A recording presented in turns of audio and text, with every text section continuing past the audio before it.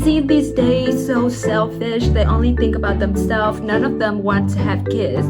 Yes, I bet a lot of you have read comment like that somewhere online, or worse, heard it straight from a family member. And every time this topic like why doesn't Gen Z want kids come up, there are always two camps. Yes, one nodding along in agreement, which probably Gen Z, and the other frustrated saying this generation is selfish, weak, or irresponsible. So today, let's talk about it. But instead of listing out reason, I'm going to do it a bit differently. I have collected the most common lies people use to blame Gen Z when it's come to having kids, and I will respond to them from my own personal point of view as someone who is a part of the generation. Just to be clear, this is my personal opinion, okay? Not the absolute truth, not meant to convince anyone of anything. So if you agree, great. If you don't, that's okay too.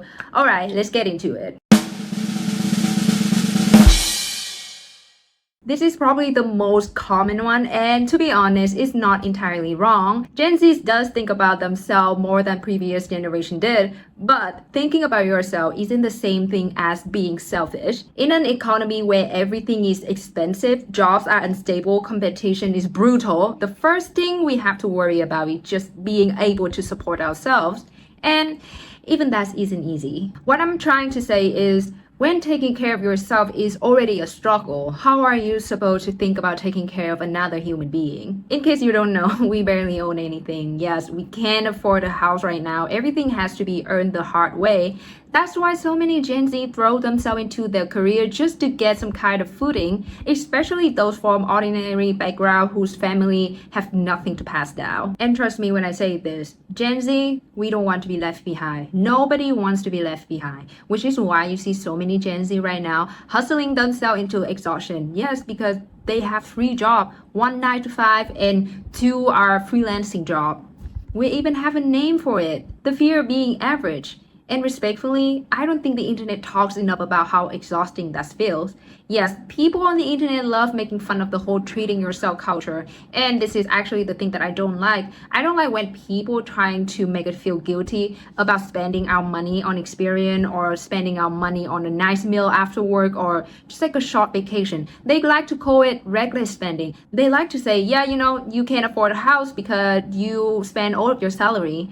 But actually, most of the time, it's not about the luxury. It's about recovery. It's about someone trying to catch their breath after weeks or months of running on empty. If you drain yourself dry without ever giving yourself a chance to rest, where is the energy supposed to come from to build a healthy relationship, to raise a child, to become the kind of parent you actually want to be? Sometimes taking care of yourself isn't selfish. Sometimes it's the very thing that makes you capable of taking care of someone else one day. Yeah, very classic, and I'm sure you have heard this one before. And I understand where it comes from, but I don't think it's a fair comparison because the world our parents grew up in isn't the same world we are living in today.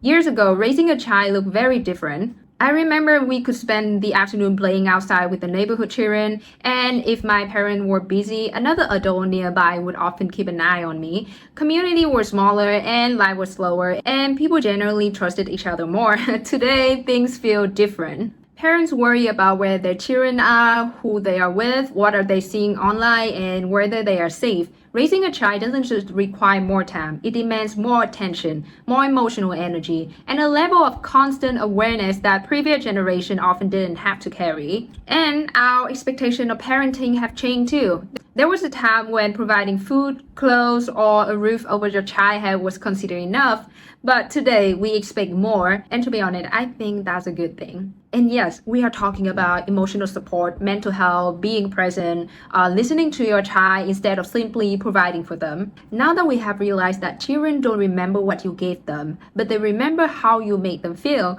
no child wants to grow up hearing, I have to work this hard because of you. Maybe parents don't mean to hurt their children when they say that. Maybe they are just overwhelmed. But words like that stay with a child far longer than we realize. And personally and respectfully, I never want my future child to look at me one day and ask, why did you have me if you weren't ready to take care of me?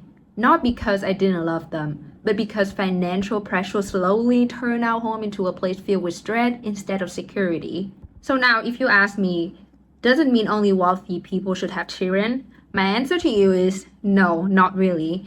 This isn't about being rich or poor, it's about preparation, both financial and emotional. It's communication, is having a partner who's willing to share the responsibility, is talking honestly about finances before a child is born, is knowing who is staying home when the baby gets sick, who is taking the time off work, who is there when things get difficult. A family with limited money but a strong partnership can still raise a child in a loving, emotionally healthy home, but at the same time, a wealthy family without that preparation can leave the child feeling just as lonely. Okay, don't get me wrong here. What I'm pushed back on isn't poverty, but because of poverty, a lot of parents treat their children like retirement plans, like they're an investment that's supposed to pay you back one day. Well, a child isn't an investment, they are a person. There's an MC in my country have said this, and I would love to hear what you think, okay? If the only thing your child is destined to inherit is your hardship and poverty, then choosing not to have children is, in its own way, an act of kindness. Of course, that sentence struck a lot of discussion on the internet, but in my POV, I don't think that sentence is telling people not to have children. I think it's asking us a much harder question and whether we can answer this honestly. Are we bringing a child into the world because we are ready to love them, or because we simply feel like it's what we are supposed to do? I think every generation gets cold week at some point. Our generation just happened to get cold week on the internet, complaining about being tired at work, you can't handle pressure, talk openly about your mental health, you're being dramatic. Oh, you need therapy? People back then had it worse. Yes, we have heard it all before. But I don't think being able to recognize your emotion is a weakness. If anything, it's self-awareness. Previous generation often didn't have a chance or sometimes even the permission to talk about mental health. Many people simply learned to stay silent and push through, and they carry those struggle inside them and took it out on the children. I think what our generation is trying to do is to break that cycle. And when it comes to having kids, this argument becomes even more common. You will hear people say this: women back then had 5 or 6 children. Why is having just one such a big deal now? That lie right there is actually really toxic because it downplays something really serious. Childbirth is one of the most physically demanding and potentially dangerous experiences a woman's body can go through. Pregnancy changes your body, giving birth changes your body, recovery changes your body, and for many women, it changes their mental health too. Some women experience postpartum depression, some experience lasting health complications. To sum it up in a very short way for you, the door to birth is the door to death. Yes, each time you give birth is each time you reach that door. If you're lucky, you survive, but if not, well, we all know what happened. So when people say women have always done this, my answer would be, well, yes, and they have always deserved more care than they receive. The difference today is that women have access to more information. We understand the risk better, so we no longer treat having children as something you're supposed to do. It's a decision that has to be weighed carefully, and choosing to think carefully before making a life-changing decision isn't something to be ashamed of. A woman's sacrifice in any generation deserves to be taken seriously. So instead of just comparing generation by asking who suffer more, maybe we should ask a different question. How can we make sure the next generation of parents doesn't have to suffer as much as the last one did? Let me add the out with this question. If someone truly didn't care about the future, about the next generation at all, would they even bother agonizing this much over whether to have kids? The fact that so many people hesitate tells me we do care. We care about what kind of life our child would have. We care about whether we can provide a stable home. We care about whether we are emotionally ready. That sounds like responsibility to me. Now, I'm not saying declining birth rates aren't a real problem. They absolutely are. An aging population affects the economy, healthcare, the future of every country. Okay, we get that. That's a legitimate concern. But we always ask, why when young people have kids? Maybe we should ask, why do so many young people feel afraid to? See? Two different conversations. Of course, plenty of people do have kids and raise them well, even they don't have a lot of money, giving them a full loving childhood, and that's absolutely possible and worth admiring. And again, this isn't about saying only rich people should become a parent. It's about recognizing that not everyone has the same circumstances. Some people don't have financial stability, some don't have good mental health, some don't have a partner they can truly rely on. So here's the question I want you to think about. For someone who isn't ready financially, emotionally, or practically, choosing not to have a child or having one without the capacity to care for them properly, leaving that child to grow up hurt and emotionally neglected, which outcome serve the child and society better? I'm not claiming there's only one right answer. I'm just asking us to look at the question from the child's perspective, because at the center of this conversation isn't about Gen Z. It's the child who has to live with the consequences of our decision. If we are really worried about declining birth rates, maybe the solution isn't pressuring people to become parents. Maybe it's creating a society where they actually feel safe enough to want to. A society where stable jobs aren't a luxury, where childcare is affordable, where parents don't feel like they're carrying the entire weight alone. Because when people feel secure, starting a family becomes a realistic option instead of something that only works out for those who happen to have the right circumstances. Here I want to slow down a bit because this is probably the most sensitive part of the conversation. It's true that biologically, women are the ones who carry pregnancy.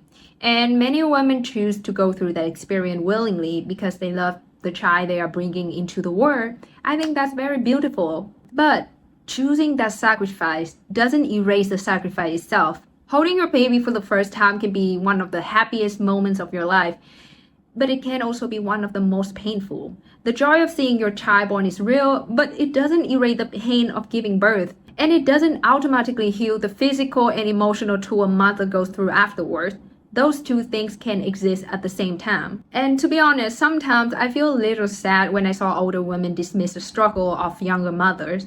I don't think they are trying to be cruel or anything, but because their generation lived under a very different situation. Back then, women didn't have many options. They didn't have much information. They didn't have much of a voice to demand safer conditions around childbirth or postpartum care.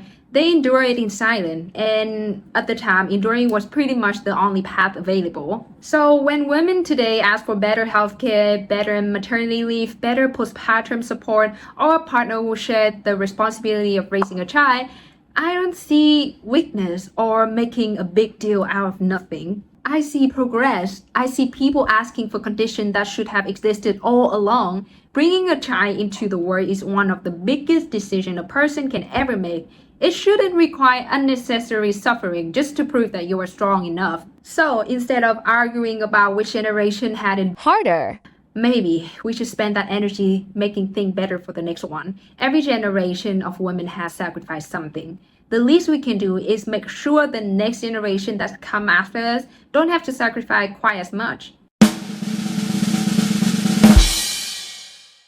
So after everything we have talked about, I'm not here to say having kids is the right or wrong decision.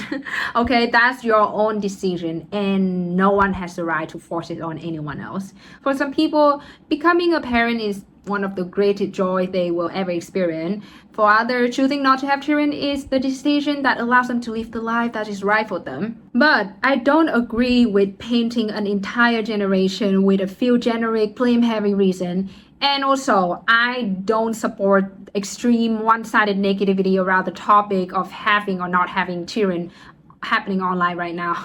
I don't even want to talk about those people, you know what I mean?